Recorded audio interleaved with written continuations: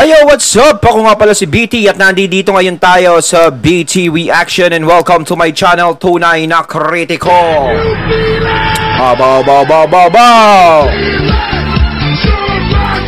At meron tayong panonooring video ngayon. Ito po ay nagmula kay Pinas Balita TV. Sa mga hindi pa po nakakabisita sa channel ni Pinas Balita TV, bisita na po kayo mga katunay. At kung hindi pa kayo nakakapag-subscribe, subscribe na din po kayo mga katunay kay Pinas Balita TV. At syempre, huwag nyo rin po sana kalimutan na mag-subscribe dito sa channel ko sa Tunay na Kritiko. Sa mga hindi pa nakakapag-subscribe, and click the notification bell para maging updated po kayo sa mga reaction videos na aking ilalabas. At huwag na natin pagtagalin at sabay-sabay na nating panoorin ang laman ng video na hatid sa atin ni Pinas Balita TV at bibigyan natin ng reaksyon dahil ito yung mga mainit-init na issue about Martin and BP. Alright! Pasok! Ito ang nakakagulat. Ayan na, nakakagulat na talaga. Bang hindi umaalingasaw, hindi Ayan yung baho. siyang pinangalanan, ngunit basang-basa ng marami sa ating mga kababayan kung paano inilaglag ng House of the Representative member na si Franz Castro ang liderato at speaker na walang iba kundi si Martin Romualdez na di mo na isa sa nakikipagpulong para ipa-impeach ang Vice President na walang iba kundi si Sara Duterte Carpio. Nahuli nga daw na sariling bibig si Franz Castro matapos ang national interview nito kung saan ay diretsahang sinabi ng isang political leader or political party leader ang nasa likod ng impeachment talk laban kay Vice President Sara. Tila napagtanto-tanto ng marami sa ating mga kababayan na ang dominante ng iyon na kongreso ay ang political party kung saan ay presidente si Martin Romualdez. Pero bago ang lahat mga kapinas, kung bago ka pa lamang sa channel namin ay huwag mong kalimutang mag-subscribe at pakiclick na rin ang notification bell para mas maging update ka pa lalo sa lahat pa ng bagong videos na i-upload namin. At yun nga mga Pinas, hindi nga daw inaasahan ng kampo ni speaker na si Martin Romualdez na di mo na ilalaglag siya ng acting chair party's representative na walang iba kundi si Franz Castro na dito ay inilantad on national TV na ang nasa likod daw ng impeachment complaint laban kay Vice President Sara ay mismo mga political leaders sa Kongreso. Inilabas mismo ng News 5 sa kanilang Facebook page sa pamamagitan ng kanilang media outlet na One News na ang naging pahayag ni Castro patungkol sa mga kongresista or political leader ang nasa likod ng planong impeachment laban sa nasabing vice presidente. Putok na putok ngayon si Franz Castro, no? Talagang siya yung umaalingaw-ngaw. Alingaw-ngaw. Talagang matunog na matunog yung pangalan niya sa mga pangyayaring ito. Sila yung mga nagkakampihan. Dito na nga daw hindi nakatanggi pa ang kampo ni Martin Romualdez na isa-isa mismong lumutang ang mga impeachment complaint na pinapakalat ni Castro na galing daw mismo sa ilang matataas na opisyal ng Kongreso.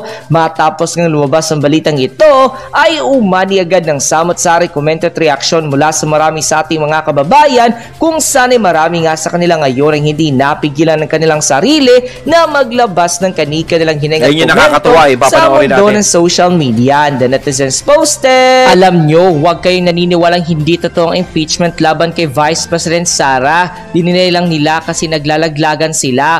Ang buong akala kasi nila, ganun lang kadaling masisirang political image ni Inday. Well, dyan sila na wrong move. Tignan nyo ngayon si Castro, mismo ang kumanta ng leader ng Congress ang nagpupulong to impeach the DepEd Secretary. Sino ba ang pinaka-leader ng House of Representatives, diba? Si Romualdez, diba? Ngayon, gets nyo nang sinasabi ni Digong na talagang ambisyon ni Martin Romualdez ang maging pangulo. Sino ba naman ang taong hindi, diba? After all, siya na ang may hawak ng lower chamber, siya na ang may kontrol ng mga congressman sa kanya. Tama naman, no?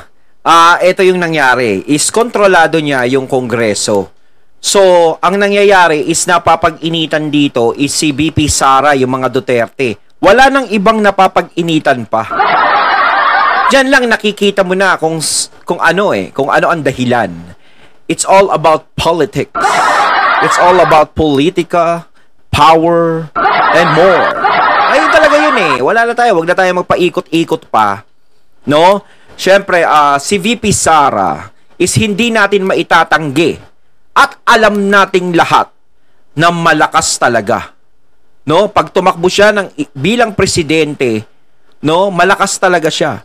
So ang mangyayari, hanggat maaga pa is pwede siyang pukulin, 'di ba? Pukulin ang pukulin na magkaroon siya ng lamat, 'di ba? Para maano ng mga tao na hindi pala si BP Sara ganto ganyan pala yan, 'di ba? Maaaring mag-iba yung desisyon ng mga tao, no? Pero sa nangyayari yan, hindi pa rin nagbabago ang pagtingin ng mga tao kay BP Inday Sara. Yun at yun pa rin. Kahit na ano yung gawin sa kanya is hindi tumatalab. Kasi yung mga tao pa rin ang nagdidesisyon yan. Kahit na ganyan ang sabihin nila, kung nakikita naman ng mga tao yung maayos namang ginagawa ni BP Sara. At syempre, maganda rin yung mga nagawa niya sa Davao, 'di ba? Alam natin 'yan, ang mga Duterte talagang matagal ang panunungkulan sa Davao. Halos ang Davao parang Duterte na 'yan, Duterte parang Davao na 'yan. Ganun 'yan eh. Pag sinabing Davao, Duterte, kilala. Pag sinabing Duterte, Davao, no? So eto, tinatrabaho na ng ganyan. Oh, saan pa ba? Ala nga namang dahil sa mga kaso ng tatay ni BP Sara, ganto, ganyan. Pero sila lang talaga yung tinututukan. Mantakin mo, si Tatay Digong pinaginitan nila noon. Ngayon naman, si BP Sara is gusto nilang impeach, tanggalin bilang Vice President. No, tama naman sinabi ni PBBM noong nakaraan. Parang pag gusto ba nilang tanggalin, tatanggalin na lang nila pag di nila nagustuhan yung patakbo nung ano. Parang no, magluluklok at tas tatanggalin na lang. So wala na tayong ibang dahilan na nakikita. Is yung politics lang talaga. Yung syempre sa power. Kapag kasi natanggalan tinik mo sa lalamunan is maginhawa ka ng makakalunok, no? At saka yung mga bara sa dadaanan mo is mawala, diretso ka ng makakatakbo. Oh, 'di ba? Ganun 'yan. Huli. Lahat ng sasamba ang mga yan para magkapera. Sabi nga ni Tatay Digong, bilang lang sa daliri ang mga kongresistang hindi nangungurakot pero halos lahat may sideline. So paano sila magkaka-sideline kung hindi sila didikit sa speaker na si Romualdez? Kaya malakas ang loob ni Tambaloslos kasi isang bigay lang niya ng project sa mga nasa Congress, papanig na sa kanya. So any moment kapag hinog na at plansyado na ang impeachment complaint, ilalabas na nila yan. Kaya lang dalahiratong si Castro at gigil na gigil kay Vice Sara or Vice President Sara. Ayon on national television pa niya, sinabi na mga leaders sa Congress ang nagpupulong sa planong tanggalin bilang Vice President si Inday. Mga gunggong ngayon, kayo na naglalaglagan, mga denial pa kayong lahat. Halata naman na pinagkakaisa niyo si Sara. Akala niyo madali niyong siyang madudurog. Well, kayo ngayon ang madudurog. Yari kayo sa mga Bisaya, Muslim, Tagalog at Mindanawon. Mali kayo ng binangga. Masyado kasi kayong ambisyoso at ambisyosa. Akala ninyo naman kung sino kayo. Wala pa rin kayong panama sa kung sino ang gusto ng mga Pilipino. Wala talagang bahong hindi aalingasaw. Tama yon. Wala silang panama sa gusto ng mga Pilipino. Yung mga tao pa rin ang nagdidesisyon dyan. Kahit magkampi-kampihan pa sila sa Kongreso, no? Wala din namang magagawa yan. Dahil mas matibay pa rin at mas malakas ang sigaw ng taong bayan kung sino ang gusto nilang iluklok diyan sa Malacanang sa susunod na eleksyon. Kung sino yung gusto nilang maging presidente. Hindi mo pa pwedeng diktahan yung mga tao ng ganun-ganun na lang. Di ba? So dito nalalaman na talagang yung kapangyarihan gustong makuha. Diba kasi maaga pa lang napakaraming problema ng Pilipinas na dapat mairesolba, no? Kayong mga nanunungkulan, yan ang dapat inuuna nyo. Pero hindi nyo inuuna. Ang inuuna nyo kung paano nyo papapagsakin ng isang tao para wala kayong kakumpetensya. Doon mo malalaman kung sino ang mga tunay na naglilingkod sa bayan at kung sino lang ang naghahangad ng kapangyarihan. Kasi kung talagang gusto nyong makatulong sa taong bayan, napakalayo pa ng eleksyon, hindi nyo papansinin yan. 'Di ba? Mas iintindihin nyo yung problema ng mga tao. Ang daming problema natin na hindi pa nasusolusyonan ngayon. Unang-una dyan yung pagmahal ng mga bilihin. Bakit hindi yan ang pinagtutuunan nyo ng pansin, yung pinagtatalunan nyo dyan? 'Di ba? Maraming problema ang Pilipino, huwag nyo nang dagdagan ng pala isip-isip. Oh.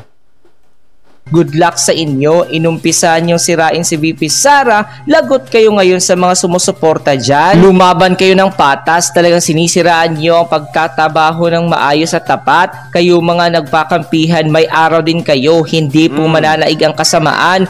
Lord, ikaw na po bahala sa aming bayan at sa aming Vice President Sara na pinagkakaisahan ng mga taong mataas ang lipad. Si Martin Romualdez walang hiya na nagpasweldo sa mga officials, ang mga taong bayan nagpasweldo. Hindi pa yung nakasolve sa problema. Ang mga presyo ng mga bilihin ay hindi natutuo pagka ng pangarap. Masyadong nagmamadali si Martin sa ambisyon niyang maging presidente. Wala pa naman siya nagagawa sa bayan. Naging speaker lang, kala niya magiging presidente na siya agad. Wala pa naman siya nagiging tunog. No, kasi mas maganda yung pinapakita mo muna yung pagtulong mo sa mga Pilipino kung ano bang naitulong yan sa bansa natin. Parang ganoon eh. Oh, doon natin babasihan eh. Tumatakbo yan, tumatakbo. Ano ba ang naitulong niya? No, kahit sino. Ako ganoon ako eh, pag may tumatakbo na ano pa naitulong niyang tao na yan para iboto ko, ganoon ako. Kahit sabihin mo kagawad, barangay chairman, no? Tinatanong ko muna sa sarili ko, ganoon. May malaki bang maitutulong yan? May nagawa ba yan? Ganun yan. Kasi kung walang nagawa, kung puro ganyan lang, ibig sabihin, pag presidente, tapos ganyan lang, batikos ng ganito, ganyan. Mariose. Umatay na tayo sa gutom, tapos ganyan pa rin. Alam naming taong bayan ang galawan ng mga politikong di makapagkatiwalaan. Actually, gusto kong matuloy ang impeachment ni Vice President Sara because as of the Tambaloslos have giving us a green light to have a big audience of rally against them and the Conti of Norte. Impeach for Sara is our advantage to victory and there is possibility of ousting the Conti sa Norte from its own cage. Kapag na-impeach yan, sigurado maraming lalaban dyan para kay BP Sara. Baka magkagulo yan. Sa tingin nyo mga katunay, magkakagulo yan, no? Kasi daming sumusuporta talaga kay BP. Pilit man daw itago ng ilang mga kongresista at politiko ang kanilang ambisyon na maging pangulo ay tila wala daw lihim na hindi nabubunyag, kaya ang kanila mismo inaasahan at tinuturing na kakampi ang mismo maglalaglag sa kanila. Hindi daw makakalimutan na marami sa ating mga kababayan na on national TV pa sinabi ni Franz Castro na political party leader ang mga nasa likod ng impeachment complaint laban kay Vice President Sara. Bilang isang pruweba, nilabas mismo ng mga sources na kasalukuyang paring presidente or political party leader ang lakas Christian Muslim Democrats or lakas CMD ang speaker na si Martin Romualdez. Sino pa nga daw ang nasa likod ng impeachment complaint ni Vice President Sara? Wala na mga iba kundi ang mga nag-aambisyong pumalit sa pinakamataas na pwesto ng pinag-aagawa ng mga politiko. Pag-usapan po natin, no? Ayun, si Sir Badong Aratul. Napupuna ko lang parang yung pagtugon po sa sakuna ni BP Sara Duterte at saka nito ni Speaker Martin, parang yung yung Leni Robredo versus Tatay Digong parang naulit lang administration, no? Yung isa pa na ipapogi, epal, kinukuha ng press, yung isa yung tunay na nagtatrabaho. As usual, ang darling po ng press ngayon, parang Leni talaga no? Lahat ng hakbang ni Martin. Si Martin po, kung hindi niyo po natatanong, si Martin po ay kasama ni Pangulong Marcos doon po sa United States. Pero kino-cover pa rin siya ng mga media natin dito. Nakakabilib talaga. Nakakabilib. Excuse me po. Okay, ito po si Inday Sara Duterte. Kung hindi niyo po alam, siya pa rin po yung ating caretaker habang ang Pangulo po ay wala po sa Pilipinas dahil po sa kanyang pagiging Vice President. Taliwas po, no? Sa kagustuhan ng mga Tambi boys, Tambi supporters na hindi siya yung i-appoint, siya po yung caretaker. Ang cute ng palayo naman po natin na nagtatrabaho po, no? Dito po sa kaganapan na malaking lindol sa Mindanao. Nakita po natin na pinamunuan niya yung NDRRMC meeting para po talakayin kung paano po aatake yung ating mga iba't ibang ahensya, DND, yan pong kasama po ng DSWD, DILG, etc. para po makatugon, no, sa ganitong mga sakuna. Meanwhile, yan po ay nakita lang natin sa Facebook page, no, ni VP Sara Duterte. Meanwhile, ang binabalita po ng Inquirer, ewan ko sa ibang dyaryo pero ito po ang binalita ng Inquirer. Tignan nyo naman, no? Wala pong picture kasi sabi po ng Inquirer, House Speaker Martin Romualdez designates House Deputy Majority Leader following the magnitude 6.8 earthquake that struck on Friday, November 17. Bigla ko po naalala yung ganitong mga gimmick, no? Yung mga media po magsasalita lang. Ganito yung mga halimbawa ng sinasabi ni habang nagtatrabaho na yung NDRRMC, yung mga DILG, yung mga DSWD under ng Pangulo, na ngayon po ay syempre under po ng caretaker Vice President Sara Duterte. Habang nagtatrabaho po sila, ang kino-cover po ng media ay yung ipinag-uutos pa lang ni House Speaker Martin Romualdez. Saan ka nakakita? Ganyan na ganyan po, no? Ganyan na ganyan po 6 na taon yung pamunuan ni Pangulong Duterte, na habang nagtatrabaho po yung NDRRMC, habang yung ating mga militar ay naroon na po sa mga bahaan, nagliligtas na ng mga buhay, ang kino-cover po nila yung mga directives nito ni BP Lenny Robredo, na nagsasabi na malapit na pong dumating diyan ang aming mga volunteers, no? Yung mga angat buhay volunteers ay naghahanda na. Yung mga angat buhay volunteers ay nagsasako na ng mga relief goods. Parang mas pinapabango yung pangalan, gano'n, no? Parang may pinapaburan. At penging donasyon. Yan po, you know? Yan po yung ating balita. Lindon, may gumagaya sa'yo. Okay.